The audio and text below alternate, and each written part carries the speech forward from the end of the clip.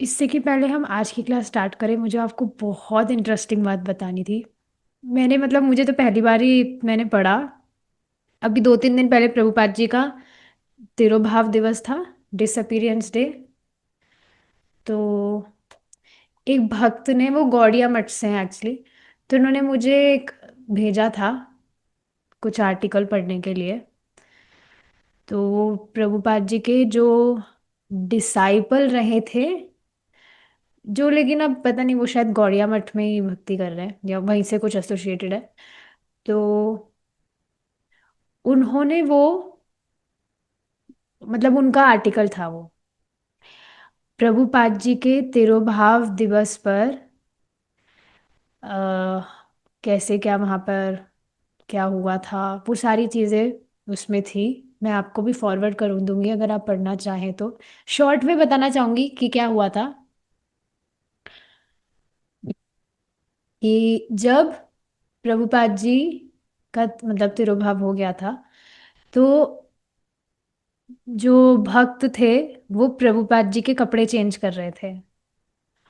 और उस समय उसमें लिखा था इस तरह से, एक बहुत ही सुगंध आ रही थी प्रभुपाद जी के देह में से। सामान्यतः क्या होता है, व्यक्ति जब देह छोड़ देता है तो बहुत गंध आती है उसके शरीर में से, इज इट नॉट? तुरंत वो सड़ने लगता है। लेकिन प्रभुपाद जी के देह में से बहुत सुंदर सुगंध आ रही थी। और भी बहुत सारी अमेजिंग चीजें उसमें थी। आप पढ़ सकते हैं, मैं आपको फॉरवर्ड करूंगी। मुझे बहुत, उसमें मिक्स्ड इमोशन थे। उसमें ऐसे भी बताया जा रहा था कि कैसे अष्ट सात्विक विकार प्रभुपाद जी को आ रहे थे।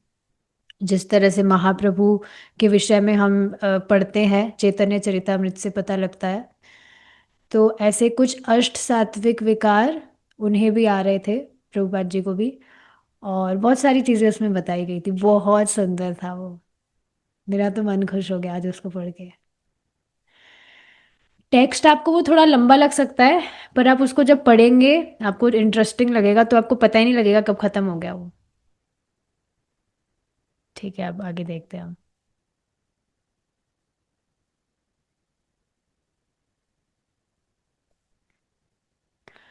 तो हमने देखा था, कहाँ पर से देखा था हमने? हम्म, कि वहाँ पर लोग ऑलरेडी बहुत, सारे लोग म्यूजिशियंस हुआ करते हैं वेस्टर्न, वहाँ पर जो बौरी में जो लोग रह रहे थे, प्रभुपाद जी के जो मित्र थे और उनके मित्रों के मित्र, दे ऑल वर म्यूजिशियंस। तो म्यूजिशियन और मेडिटेशन वगैरह में भी बहुत उनका दिमाग लगता था। तो क्योंकि हरे कृष्णा महामंत्र जो प्रभुपाद जी ने वहाँ इंट्रोड्यूस किया था, वो दोनों था, म्यूजिकल भी था और मेडिटेटिव भी था। तो ऑटोमेटिकली सभी लोगों को बहुत इंटरेस्टिंग लग रहा था वो। तो ये सारी चीजें हैं। कई बार आप इस वजह से देखेंगे, अगर किसी व्यक्ति को महामंत्र का मतलब भी नहीं पता है, स्पेशली कोई अगर बाहर का व्यक्ति है जिसको कुछ पता ही नहीं है महामंत्र कि ये भगवान के नाम है, तो वो उसको एज अ म्यूजिक अप्रिशिएट करेगा, कर सकता है, उसको अच्छा लगेगा। कल जैसे हमने कुछ मीटअप किया था, तो एक माता जी बता रही थी उनके सर में दर्द हो रहा था, लेकिन हम जब कीर्तन किए तो उनका सर का दर्द गायब। तो इस तरह से जब डिवोटीज अपने रियलाइजेशन शेयर करते हैं, आप खुद व्यक्तिगत रूप से अपने जीवन में इस तरह से चीजें होता हुआ देखते हैं, तो फिर और ज्यादा मैजिकल लगता है सब कुछ। So it's very amazing. ठीक है, बाकी देखते हैं हम। Carol, it was a very intellectual music oriented scene. ये तो पढ़ लिया था हमने शायद। ठीक है, यहाँ से पढ़ना है। For the body crowd sound was spirit and spirit was sound in a merging of music and meditation. But for Prabhupada, music without the name of God was not meditation. ये देखिए बात सही है। जैसे मुझे भी आजकल इन सब चीज़ों से प्रॉब्लम होती है कि चाहे से बहुत सुंदर सा म्यूजिक चल रहा हो, जैज म्यूजिक ऐसे कुछ बोलते हैं उनको, बहुत स्लो सॉफ्ट म्यूजिक हो, लेकिन उसमें अगर हरे कृष्णा महामंत्र नहीं है तो वो थोड़ा खाली खाली सा ही लगता है। जैसे अभी शाम का भी आप देखिए ना, दामोदर अष्टकम हम गा रहे हैं, वो भगवान की ही लीला है, गोपी गीत हम गा रहे हैं, that is also very nice. पर हरे कृष्णा कीर्तन नहीं गा पा रहे हैं, तो थोड़ा लग रहा है कुछ कमी कमी सी। प्रभु जी भी खुद बता रहे थे that he is really missing Hare Krishna mahamantra kirtan. तो ये चीज आपको खुद को पता नहीं लगेगा कि आप कब एडिक्ट हो जाएंगे महामंत्र सुनने के लिए।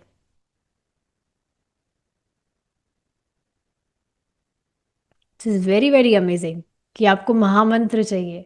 मैं आज प्राणायाम प्राणायाम कर रही थी, तो उसमें भी मैं सोच रही थी अरे क्या बिना मतलब का ये स्लो म्यूजिक चलाना, मतलब मैंने नहीं चलाया था, वो जो गाइड कर रहा था उसमें कि ऐसे आप प्राणायाम करिए, तो उसमें उसने कुछ स्लो म्यूजिक चलाया हुआ था। तो मैंने सोचा अरे इसको सुनकर क्या ही टाइम खराब करना है, इससे अच्छा मैं मन में हरे कृष्णा महामंत्र बोलकर प्राणायाम कर लेती हूँ। So you will become habitual. So it's very amazing. तो हाँ, वहाँ पर ठीक है, लोग म्यूजिक मेडिटेशन वगैरह में हो बहुत अच्छा अच्छा स्लो म्यूजिक वगैरह, लेकिन प्रभुपाद जी के लिए बिना म्यूजिक बिना भगवान के नामों का अगर नहीं है उस म्यूजिक में, so it's not any meditation, it was sense gratification and at most a kind of stylised impersonal meditation. But he was glad to see the musicians coming to play along in his kirtans, to hear him and to chant responsively. Some having stayed up all night playing somewhere on their instruments would come by in the morning and sing with the Swami. He did not dissuade them from their focus on sound, rather, he gave them sound. In the Vedas, sound is said to be the first element of material creation. The sound, the source of sound is God, and God is eternally a person. Whether they took it as a jazz, folk music, rock, or Indian meditation made no difference as long as they began to chant Hare Krishna. So, yes, this is very amazing कि हो सकता है कि आपकी रुचि कोई दूसरे instrument बजाने में हो सकता है गिटार बजाना पसंद हो, कभी हुए होंगे ऐसे आपके कुछ इंटरेस्ट। जैसे मुझे भी देखकर मन तो करता था गिटार में बजाना सीखूं, और मैंने ट्राई भी किया था, पर बहुत हार्ड होता है गिटार बजाना, सच में लिटरली बहुत हार्ड होता है। और उसके अंदर आप अगर आपने कभी ट्राई किया हो, आप उसमें जो वायर्स होती है स्ट्रिंग्स, उसमें फिंगर्स रखनी होती है, तो पूरी आपके जो फिंगर्स है उसमें लाइंस लाइंस हो जाएगी बहुत ज़्यादा, थोड़ा डिफिकल्ट होता है वो। बट एनीवेज, अगर आपका किसी भी इंस्ट्रूमेंट बजाने में रुचि है और आप उस पे भगवान के नाम गा सकते हैं, if you can chant Hare Krishna on it, so it made no difference, it will be for Krishna's pleasure, क्योंकि भगवान का यश ही हुआ, भगवान का नाम भी भगवान का यश ही हुआ। ये हम सुनते ही हैं, भगवान की जो भी लीला है, गुण है, यश है, वॉट एवर, वो भगवान से अभिन्न है और कुछ भेद नहीं है। तो भगवान का नाम भी कोई गा रहा है तो वो भगवान का यश गाना ही हुआ। So it doesn't matter. ये भी मुझे देखिए बहुत इंटरेस्टिंग चीज क्या लगती है कि कृष्णा कॉन्शियसनेस में आपको अपने इंटरेस्ट छोड़ने की बिल्कुल जरूरत ही नहीं है। बस आपको ये कला आनी चाहिए कि आप उसको कृष्ण की तरफ कैसे मोड़ सकते हैं। ये बहुत इंटरेस्टिंग चीज है। काफी लोगों को गाने का शौक होता है, सो ठीक है, यू यू सिंग हरे कृष्णा महामंत्रा, जब भगवान के लिए आप गाइए जो भी गा रहे हैं, क्या दिक्कत है उसके अंदर। और इसमें आप देखेंगे भी बहुत सारे जो कीर्तनियाज हैं, मतलब ऐसे नहीं कहूँगी बहुत सारे, पर आप देखेंगे काफ़ी सारे जो मतलब वेस्ट से भी जो डिवोटीज हैं, दे आर कीर्तनियाज बिकॉज उनके उनका जो इंटरेस्ट है वो म्यूजिक रहा होगा। But now they are doing it for Krishna. So it's just very easy. एक बात बताती हूँ, बहुत इंटरेस्टिंग है. एक भक्त है, ही इज फ्रॉम जर्मनी. तो अभी वो कुछ टाइम से डेली दामोदर अष्टकम गा रहे थे, गोपी गीत गा रहे थे. तो अभी 2 दिन मैं थोड़ा बिजी हो गई थी. तो उन्होंने सोचा कि ठीक है, यही माता जी भी बिजी है, तो अभी क्या गाना है, छोड़ता हूँ मैं, अभी मैं नहीं गा रहा. अगली बार से गाऊंगा जब होगा. मतलब साथ में नहीं गा रहे थे हम, but we use to report each other. तो अब आज उनका मैसेज आया, बहुत घबराए हुए थे वो, कि अ, मुझे बहुत ज़्यादा दुख हो रहा है ये बताते हुए कि मैं अभी कल मैं नहीं गा पाया था. मैं इस तरह से सोच रहा था कि कोई बात नहीं, आज आज नहीं गा रहे, वैसे तो गाते ही है. लेकिन कल मुझे इतना भयानक सपना आया कि मेरे घर में चोरी हो गई है, और सब कुछ मेरा जो, मेरे पासपोर्ट, मेरा लाइसेंस वगैरह सब कुछ चोरी हो गया है. तो मुझे बहुत ज़्यादा डर लग रहा है. मतलब डर की वजह से गाओ, इस वजह से नहीं. मैं उनको ये बात समझा रही थी that Krishna is like this. एक बार अगर आपने उनके लिए कोई सेवा स्टार्ट कर दी, तो अब भगवान उसके आदी हो जाते हैं. He becomes habitual to accept that service from you. तो जैसे अब आपने उनके लिए गाने की सेवा शुरू की, आप उनके लिए डेली दामोदर अष्टकम गाएंगे, गोपी गीत गाएंगे, तो अब भगवान आदि हो जाते हैं. He wants that service from you. परम पूज्य राधानाथ स्वामी महाराज बताते हैं इस बात को, कि आप जब भी भगवान के लिए कुछ सेवा करते हैं, so Krishna is like, thank you so much for doing it for me, can you do a little more. So Krishna is like this, he becomes habitual. आप सुबह मंगला आरती आना स्टार्ट कर दीजिए. ये बात स्वयं परम पूज्य राधा गोविंद महाराज बताते हैं कि आप मंगला आरती अटेंड करते हैं, लेकिन आप किसी दिन नहीं अटेंड कर पाए, ऑनलाइन भी या ऑफलाइन जैसे भी आप करते हैं, तो भगवान वेट करते हैं.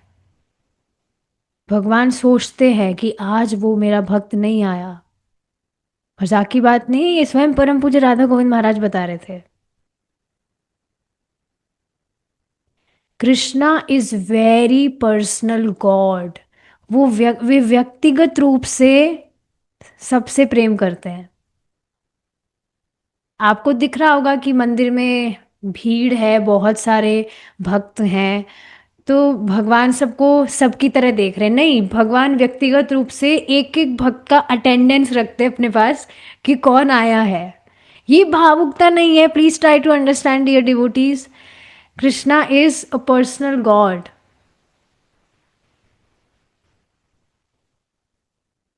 और मुझे ये बात बहुत अच्छी लगती है भगवान की, कि व्यक्तिगत रूप से सबके ऊपर नजर है भगवान की. He never neglects anyone. क्या बात हो रही थी. तो हाँ, इस तरह से वो जो भक्त थे वो परेशान हो गए कि मुझे कभी इतना बुरा सपना नहीं आया. मेरे सपने में तो मैं काफ़ी बार भगवान से रिलेटेड ही चीज़ें देखता था. तो मैंने उनको समझाया कि हाँ, अब समझ गए ना आप. तो उन्होंने बिल्कुल प्रॉमिस किया कि अब मैं बिल्कुल मिस नहीं करूँगा, I will sing for him every day. तो इस तरह से इस बात को आप समझ रहे हैं, जो भी सेवा आप भगवान के लिए कर रहे हैं, आप जैसे भगवान को 2 टाइम भोग लगाते हैं डेली, तो भगवान वेट करते हैं कि ये कब आएगा, टाइम हो गया, खाना खाना कब खिलाएगा ये मुझे. इस तरह से वेट करते हैं भगवान, हमें दिख ना रहा हो, बट ही बिकम्स हैबिचुअल. और कभी कभार वो रेसिप्रोकेट करके भी बताते हैं that how he is actually looking forward for our services. ठीक है. Carol. Whenever he had the chanting, the people were fairly. जैसे चैंटिंग की बात कर लीजिए, 16 माला का जब आप डेली भगवान को देते हैं, तो आप देख रहे हैं ना कि आपको खुद को भी समझ नहीं आ रहा होगा कि ये फिक्सडनेस कैसे आई. जैसे सच में, मतलब बोलना ही पड़ेगा, एक माता जी हैं, उनका अभी एक्सीडेंट हो गया था, किसी मतलब कैसे हो गया था वो. तो उनकी बिल्कुल हालत नहीं है, मतलब हालत नहीं थी, अब तो शी इज़ रिकवरिंग, कि कुछ कर पाए, बिल्कुल बेड रेस्ट डॉक्टर ने बता दिया था. बट उसके बाद में भी she was managing to chant, जैसे लेटे लेटे कर रही हूँ. तो मैं उनको यही बात बता रही थी कि आप क्या खुद देख पा रहे हैं, पहले तो ये फिक्सडनेस नहीं थी ना. पहले भी ठीक है हो रहा था, 16 माला कभी कभी हो जाता था, लेकिन अब जिस तरह से, मुझे ये भी नहीं पता कि उन्होंने ऐसे व्रत ही लिया है कि मैं 16 माला से कम करूंगी ही नहीं, मुझे नहीं पता इन सब चीज़ों के लिए। बट आप क्या देख पा रहे हैं कि कैसी भी सिचुएशन आ रही है, यू आर नाउ स्टेबल, कि मुझे मेरा 16 माला का जप तो करना ही है। आज सुबह भी सेम बात प्रभु जी इस बात को बता रहे थे कि अब सर्दी आने वाली है, सब बीमार पड़ेंगे, मतलब ऐसा आशीर्वाद नहीं दे रहे थे प्रभु जी, बट ही वाज सेइंग कि पड़ ही जाते हैं, क्या दिक्कत है उसमें। लेकिन उसके बाद में भी क्या आप अपना जो व्रत है आपका 16 माला का, क्या आप उसको पूरा करेंगे? भगवान स्वयं इस तरह से भक्तों के जीवन में भी सुख और दुख अलाउ करते हैं। क्यों? ताकि वो जो हाईएस्ट गोल है which we will be receiving very soon, उसको प्राप्त करने के लिए हम सक्षम बने। ये बात है। तो इस बात को प्लीज समझिए, सुख दुख जीवन में आएंगे ही, चाहे से भक्ति करे या ना करे। और जबकि मैं तो इस चीज को बिल्कुल प्रत्यक्ष देखती हूँ कि जब भक्ति नहीं कर रहे थे तो किस तरह से बैंड बजी हुई थी, सच में भयंकर तरह से बैंड बजी हुई थी। जब भक्ति नहीं कर रहे थे तो कभी कभी तो बातें भी याद आ जाती है कि पहले क्या हालत थी, कैसे परेशानी रहती थी। और तब तो इतना इग्नोरेंट में थे कि वो परेशानी परेशानी लगती भी नहीं थी, वो पार्ट ऑफ लाइफ लगता था कि हाँ, it is a part of life, क्या कर सकते हैं। पर भक्ति करने से आप देखेंगे भौतिक जीवन भी बहुत आसान हो जाता है, लेकिन सुख दुख आते हैं, लेकिन हमारी साधना में कोई चेंज नहीं होना चाहिए, मिस नहीं होना चाहिए। ये चीज़ है, कैसे भी हम करें, बस हम करें, इस बात को हमेशा याद रखिए। जैसे सच में पता नहीं, ये चीज़ मुझे भी समझ नहीं आती कि ये कैसे हुआ।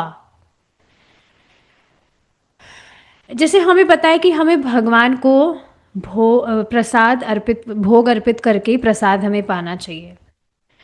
तो जैसे कभी भी दिमाग में, मेरे मन में ऐसा नहीं आया, आप सबके साथ में भी ऐसा होता ही होगा कि घर में आप अकेले हैं तो कोई आसपास है नहीं देखने वाला, तो कोई बात नहीं, सबको घर में तो पता है कि ये बहुत अच्छी बच्ची है, बहुत अच्छा बच्चा हो गया है, भगवान के प्रसाद के अलावा कुछ भी नहीं खाता है। तो अब कोई आसपास है नहीं देखने वाला, तो गप से उठाया और खा गए बिना भोग लगाए। ऐसा कभी भी नहीं होता होगा। लेकिन क्या आप देख पा रहे हैं, आपको खुद को भी समझ नहीं आएगा कि ये इतना स्टेबल कैसे हो गए हम, कि संकल्प ही नहीं उठ रहा है कि भगवान को बिना हम ऑफर करें उसको खा कैसे ले हम। ऐसे बाकी सारी दूसरी चीजें हैं जो आप देख सकते हैं। So it's Krishna's blessings. Whenever he had the chanting, the people were fairly in awe of the Swami. On the body, a kind of transcendence came out of the ringing of the cymbals. He used the harmonium, and many people played hand cymbals. Sometimes he played the drum. In the very beginning, he stressed the importance of sound and the realization of Godhead through sound. That was, I suppose, the attraction that these musicians found in him. The emphasis on sound as a means to attaining transcendence and the Godhead. But he wanted a serious thing. He was interested in discipleship. तो प्रभुपाद जी मतलब ये जो sound है ये कितना ज़्यादा महत्वपूर्ण है, कितना ज़्यादा पावरफुल है, ये सारी चीज़ें गहराई में सभी लोगों को समझाते थे, बताते थे। और इस वजह से भी वहाँ पर जो लोग म्यूजिशियंस थे, उनका म्यूज़िक को देखने का नज़रिया बिल्कुल चेंज हो गया था। जैसे आप देखिए ना, पहले तो पता नहीं सुनते ही होंगे आप, पहले जो वेस्टर्न कंट्री की हम बात कर रहे हैं, तो इंग्लिश सॉन्ग्स वगैरह पता नहीं आप सुनते थे कि नहीं, या आपका क्या इंटरेस्ट रहता था, आई डोंट नो। लेकिन मेरा ये बहुत बड़ा कंटामिनेशन था, मुझे इंग्लिश सॉन्ग्स बहुत बहुत पसंद आते थे। अब ऐसा कुछ भी नहीं है, भगवान की कृपा है। अब मुझे हरे कृष्णा मंत्र ही चाहिए बस, हरे कृष्णा महामंत्र। बट आप देखिए उसमें जो जो भी वो म्यूजिशियंस हैं वो किस तरह से गाते हैं। काफी जो मतलब भारत में जो लोग हैं उनको इंग्लिश गाने अच्छे लगते भी नहीं है, क्योंकि वो बिल्कुल अलग ही डायरेक्शन के गाने हैं। अर्थ समझ ना आ रहे हो इस कारण से नहीं, वो कुछ अलग तरह से वो लोग गाते हैं। तो जैसे मुझे अभी तक याद है, एक भक्त है वो लॉस एंजलिस थे, तो ही वॉज अ ड्रमर। तो बहुत शुरू की बात है, बहुत स्टार्टिंग की बात है। तो उन्होंने अपना एक कोई परफॉर्मेंस भेजा था, बहुत खुश थे वो कि मैंने पहली बार परफॉर्म किया था, मैं आपके साथ शेयर करना चाहता हूँ, ठीक है भाई करो। और मैंने उसको सुना कि ठीक है कोई बात नहीं, एक बार सुनकर देखते क्या है। तो 1 मिनट भी मैंने नहीं सुना होगा और मेरा सर में दर्द होने लग गया था सच में। क्योंकि वो थोड़ा क्या बोल उसको गाने को बोलते क्या है मुझे ये भी नहीं पता है। जो लाउड म्यूजिक होते हैं जिसमें वो लोग ऐसे चिल्ला रहे हैं, उसका अर्थ कुछ नहीं है, बस वो चिल्ला रहे हैं। तो सर मेरा सच में बहुत दुखने लग गया था, मैंने तुरंत उसको बंद कर दिया था। मैंने फिर उनको कुछ जवाब ही नहीं दिया, वो समझ गए थे कि शायद मैंने गलती कर दी है भेज के, बाद में सॉरी भी बोल रहे थे। बट इस बात को आप समझ रहे हैं कि वहाँ के जो लोग हैं उनका गाने का कुछ अलग ही है। लेकिन यहाँ से क्या पता लग रहा है, जब प्रभुपाद जी उनको गहराई में म्यूजिक और ये साउंड के विषय में बताते, that when we are singing it for God, सो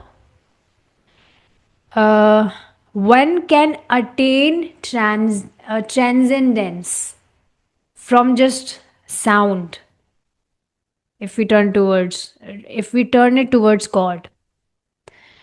तो इस कारण से वहाँ के जो लोग थे हुआ म्यूजिशियंस, उनका म्यूजिक को देखने का नज़रिया भी बिल्कुल चेंज हो गया था। And this was the reason कि वे प्रभुपाद जी से आकृष्ट हो रहे थे,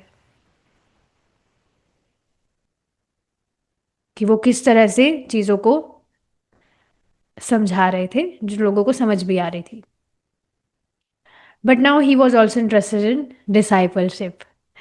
One serious newcomer was Michael Grant. Mike was 24, 24 साल के व्यक्ति थे ये।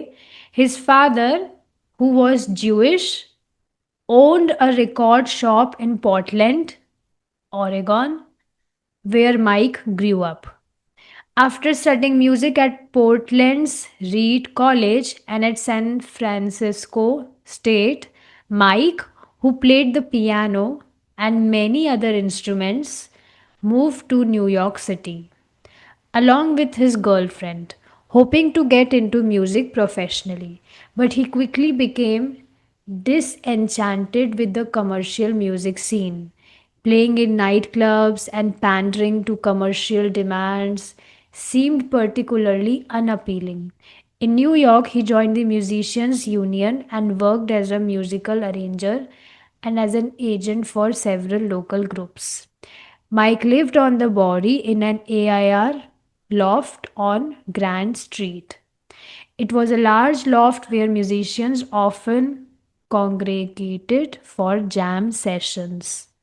But as he turned more and more to serious composing, he found himself retiring from the social side of the music scene. He interests His interests ran more to the spiritual, quasi spiritual, and mystical books he had been reading. He had encountered several swamis, yogis, and self styled spiritualists in the city and had taken up Hatha Yoga. From his first meeting with the Swami, Mike was interested and quite open, and he was with all religious persons.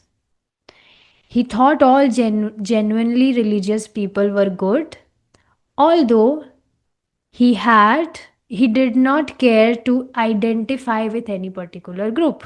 तो अब इन व्यक्ति के विषय में बता रहे, इन्होंने भी कहीं से पढ़ाई की थी म्यूजिक वगैरह की, लेकिन पहले ठीक है म्यूजिक वगैरह की पढ़ाई करने के बाद में ये जिस तरह से परफॉर्म करते थे नाइट क्लब्स वगैरह में, वो धीरे धीरे इनका कम होने लगा।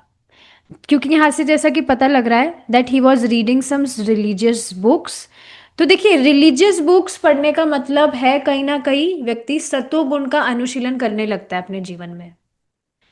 तो सत्वगुण का अनुशीलन करना मतलब उसको ज्यादा शांति वातावरण और ये सारी चीजें उसको ज्यादा पसंद आएगी। पीस। और अब नाइट क्लब्स में क्या होता है, वही चिल्ला चोट होती है और क्या। तो ये सब उनको नहीं पसंद आ रहा था। It seemed particularly unappealing. तो बाद में न्यूयॉर्क में ही वो म्यूजिक अरेंजर बन गए। म्यूजिक अरेंजर मतलब इस तरह से, मतलब म्यूजिक अरेंज करने का भी एक मेथड होता है जिसमें इंस्ट्रूमेंट्स अलग, इंस्ट्रूमेंट का साउंड अलग, जो गा रहा है उसका साउंड अलग, उन सबको कंपोज करके साथ में एक पूरा सॉन्ग इस तरह से भी बनाया जाता है। तो इस तरह से he became a musical arranger. फिर बाद में बताया जा रहा है कि बहुत सारे इस तरह से म्यूजिक कंपोज करने के बाद में अब वहां से भी उनका इंटरेस्ट थोड़ा खत्म हो रहा था और ज्यादा वो स्पिरिचुअल चीजों की तरफ उनका इंटरेस्ट बढ़ रहा था। बहुत सारे स्वामीज योगीज वगैरह से वो मिले थे अब तक। तो बाद में हठ योग वगैरह भी उन्होंने कुछ प्रैक्टिस किया। अब बाद में जब पहली बार उनकी मीटिंग प्रभुपाद जी से हुई, तो फिर प्रभुपाद जी जो इंट्रोड्यूस कराए थे महामंत्रा, उसमें ही was very much interested and he was quite open. क्योंकि अब प्रभुपाद जी के मतलब पास में जो भी सुनने भी आ रहे थे, they were now all religious persons. So yes, उन्होंने सोचा कि यहाँ पर बहुत अच्छे लोग भी हैं, they all are genuine religious people. और हालांकि वो अपने आप को उनसे आइडेंटिफाई नहीं कर रहे थे। तो ये चीज थी। इस एक पैराग्राफ को और पढ़ लेते, then will stop mike. There was a little bit of familiarity because I had seen other Swamis. The way he was dressed, the way he looked older and swarthy were not new to me. But at the same time, there was an element of novelty. I was very curious. I didn't hear him talk when I first came in. He was just chanting.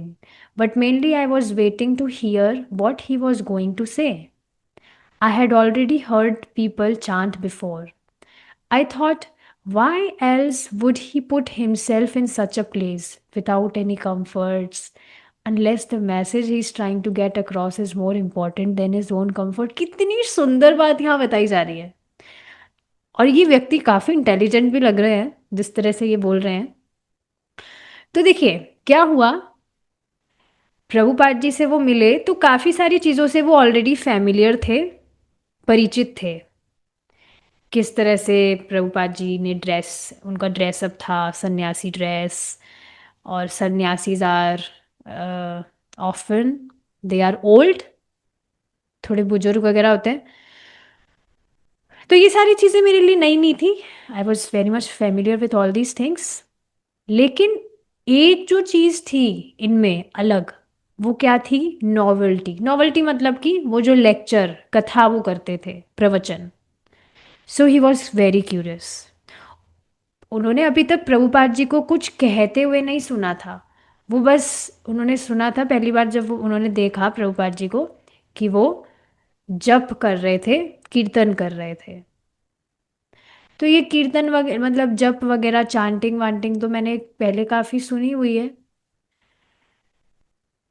लेकिन मैं अब ये सोच रहा था, ये व्यक्ति इस तरह से कह रहे हैं कि ये जो सन्यासी हैं ये दूसरे देश से यहाँ आए हैं पाश्चात्य देश में, और ये अपने आप को ऐसी स्थिति में क्यों रखेंगे।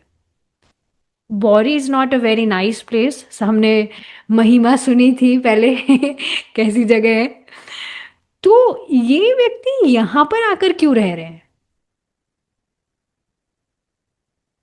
यहाँ मतलब कौन, मतलब क्यों यहाँ पर ना कोई कंफर्ट्स है और ना कुछ है, तो क्यों ये अपने कंफर्ट्स को त्याग कर यहाँ पर है।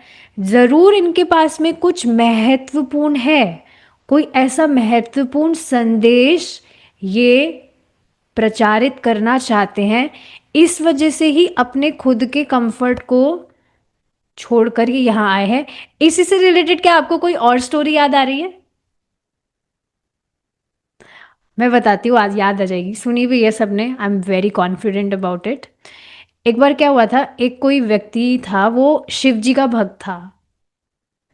तो वो शिव जी की उसने खूब तपस्या वपस्या करी शिव जी को प्रसन्न करने के लिए। शिव जी प्रकट हो गए। लेकिन मतलब वो थोड़ा जो व्यक्ति था वो थोड़ा अच्छा बच्चा था, ही वॉज वेरी इनोसेंट, भौतिक लाभ के लिए वो शिव जी की पूजा नहीं कर रहा था। तो देखिए, जो व्यक्ति देवताओं की उपासना कर रहा है इनोसेंसी में, लाइक यू मतलब जो भी यहाँ पर है, आप सब इनोसेंसी में देवी देवताओं की उपासना कर रहे थे, आपको पता नहीं था क्यों करना है, बस मम्मी ने बोला था कि बेटा सोमवार का व्रत करना चाहिए, अच्छा पति मिलेगा, या जो भी बाकी सारी चीज़ें हैं, इस वजह से you were doing all those things. बाकी आपका कुछ इंटरेस्ट नहीं था। तो जब इस तरह से देवी देवताओं की, स्पेशली अगर शिव जी की पूजा कोई व्यक्ति कर रहा है, तो शिव जी उस पर कृपा करके उसको भक्तों का संग दिलवा देते हैं।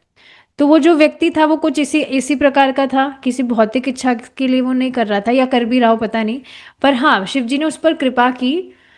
और शिव जी ने कहा कि एक व्यक्ति है, वो इस तरह से वहाँ रहते हैं, आप उनके पास जाइए और वो आपको बहुत एक महत्वपूर्ण वस्तु देंगे।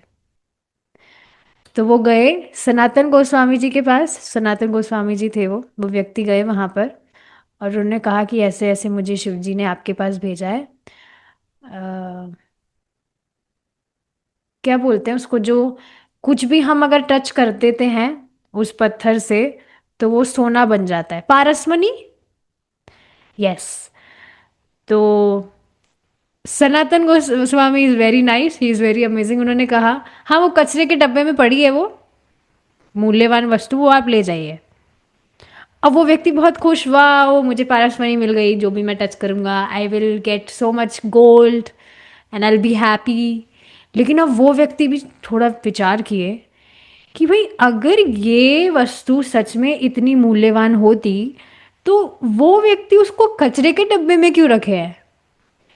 इसका अर्थ ये है कि उनके पास में इस पारसमणि से भी कुछ और श्रेष्ठ वस्तु है, इस वजह से इसको वो कचरे के डब्बे में रखे हुए हैं। विचारनीय बात तो है। तो वापस से वो गए उनके पास में कि ये क्या मतलब इक्वेशन है, आपने इतनी अगर ये मूल्यवान वस्तु है तो कचरे के डब्बे में क्यों रखा। तो सनातन गोस्वामी जी ने उन्हें कहा कि आप इसको नदी में जाकर, गंगा नदी में जाकर फेंक कर आ जाइए, उसके बाद मैं आपको बताऊंगा। सो ही वॉज वेरी कॉन्फिडेंट कि हाँ, मतलब उन्हें पूरा विश्वास था कि ये मेरे साथ में कोई छल नहीं कर रहे हैं। तो तुरंत वो उसको फेंक कर आ गए, और बाद में सनातन गोस्वामी जी ने उनको महामंत्र दिया, शायद दीक्षा उनकी कर दी और then he became devotee of Krishna.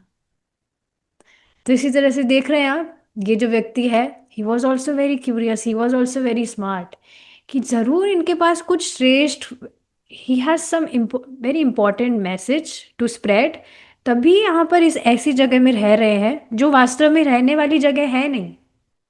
I think the thing that struck me the most was the poverty that was all around him.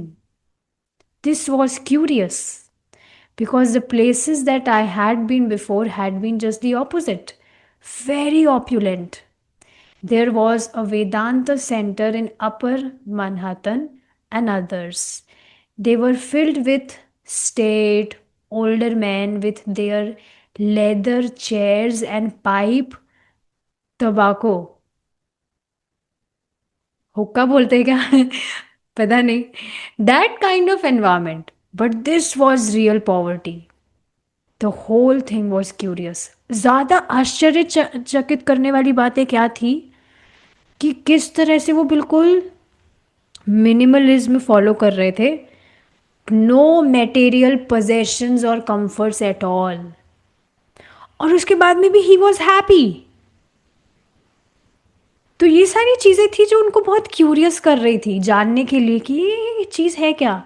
इससे पहले मैं जिन भी आश्रम वगैरह में गया, वहाँ पर बिल्कुल ऑपोजिट था, बहुत ऑप्युलेंट सा वहाँ का वातावरण है, क्या क्या उन्होंने वेदांत रखे हुए हैं, बड़ी अच्छी अच्छी चेयर्स हैं, और ये जो भी सिगार वगैरह रखे हुए हैं, तो उस तरह का वातावरण था वहाँ पर।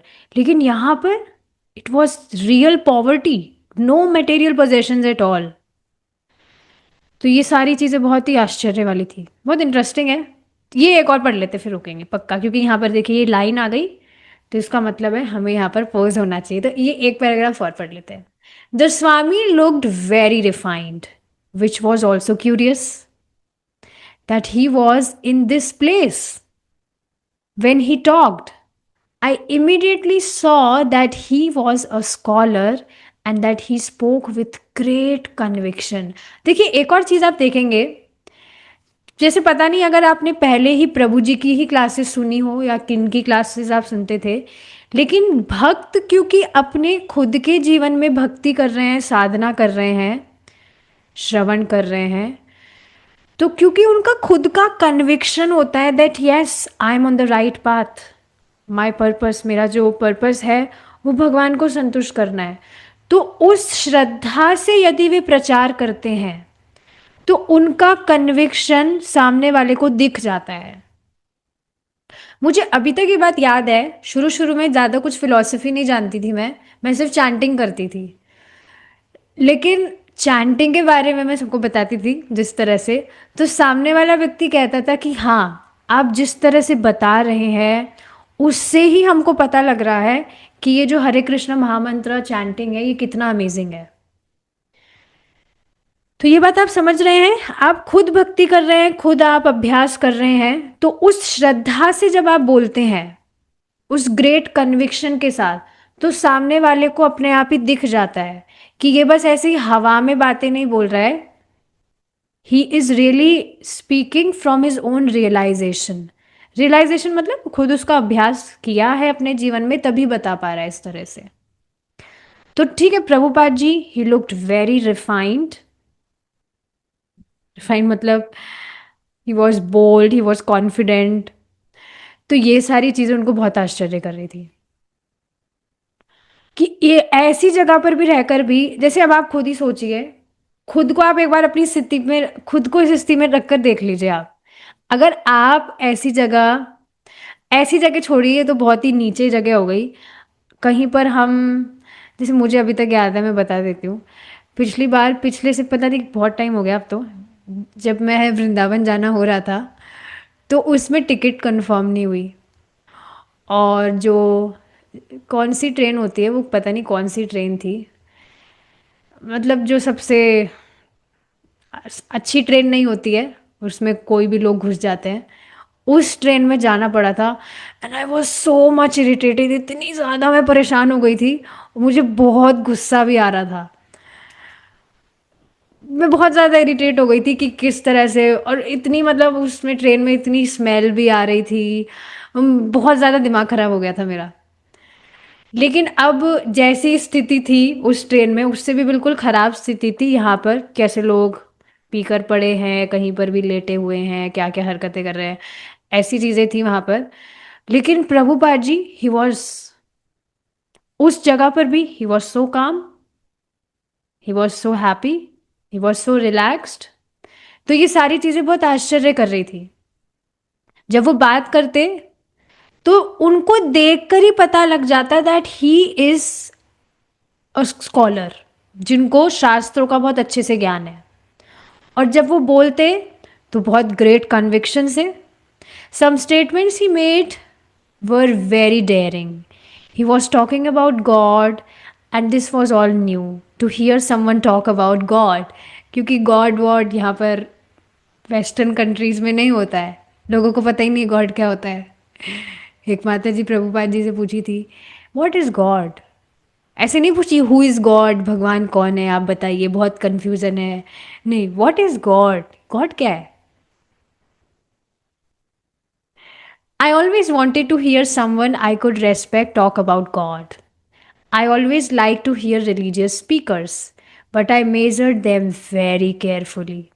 When he spoke, I began to think, well, here is someone talking about God who may really have some realization of God. He was the first one I had come across who might be a person of God, who could feel really deeply. कितना अच्छा लग रहा है सब कुछ पढ़ने में, मुझे बहुत ज़्यादा खुशी हो रही है। सभी आप सभी भक्तों को थैंक यू सो मच, आपकी वजह से प्रभुपाद लीलामृत हम पढ़ पा रहे हैं, नहीं तो मैं अकेले तो कभी नहीं पढ़ पाती। तो इसमें क्या बताया जा रहा है कि कुछ बातें जो वो बोलते थे देवर वेरी डेयरिंग, किसी भी व्यक्ति की मतलब वो हिला दे। अगर आपने प्रभुपाद जी के एक कोई रील भी देखा हो, एक रील था उसमें Prabhupada ji he was very strict, he was saying कि I I have to take birth. I become disease. I will suffer old age.